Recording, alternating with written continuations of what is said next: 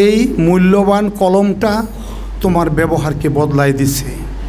And there was nothing wrong with his personality.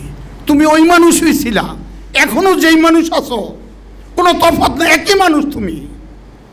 শুধুমাত্র দামি কলম তোমার অভ্যাসকে চেঞ্জ করে দিচ্ছে। This is what happens in our life. এটি আমার জেআরডি টাটা কোম্পানি, পৃথিবীর অন্যতম বৃহত্তম একটা কোম্পানি।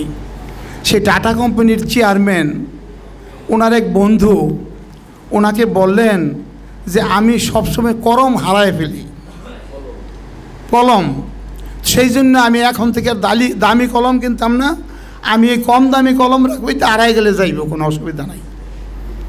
তো টাটার চেয়ারম্যান বললেন যে না, তুমি এটা করো না,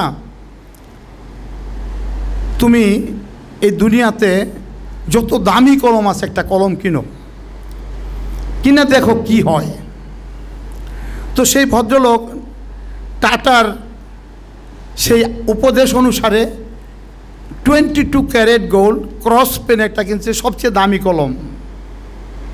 6 মাস পরে টাটার সাথে দেখা হয়েছে ওই বন্ধুর। তো টাটা বলতেছে, his friend said that he is very careful about his costly pen and he is surprised how he has changed his behavior. টাটার বন্ধু বলল যে তুমি এখন কি অবস্থা, অনেক দামি কলম যে কিনছো, এখন কি ডেইলি হারাও? বলে না ভাই, এখন তো হারাই না। বলে কেন?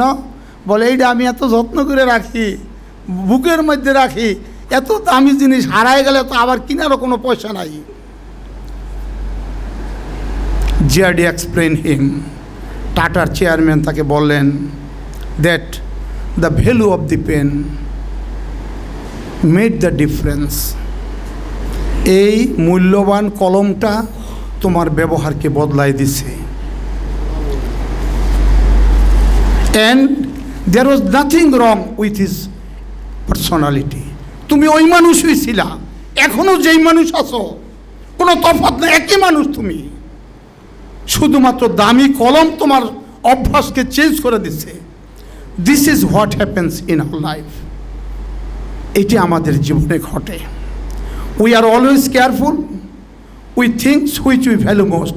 যে জিনিসকে আমরা যত বেশি ভ্যালু দেই, তার প্রতি আমরা তত বেশি যত্নবান থাকি।